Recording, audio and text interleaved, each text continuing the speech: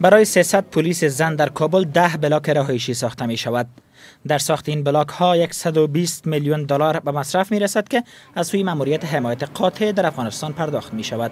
ماموریت حمایت قاطع در افغانستان می گوید فاز اول این بلاک ها به ارزش 26 میلیون دلار از کمک های مالی کانادا ساخته خواهد شد. ساخت این فازها برای پلیس های زن که سالها را در بر می گرفت بدون تلاش و همکاری برخی از سازمان ها و کشورها به گونه خاص آنهایی که در این بخش همکاری کردند ناممکن بود. مسئولان این ماموریت میگویند این پروژه تا سال 2020 تکمیل خواهد شد. در همین حال شمار از پلیس های زن میگویند با ساخت این بلاک ها تا حد مشکلات آنان حل خواهد شد. این واقعا بر ما کمک بزرگ میشه، این که از اثر لحاظ کمک میشه.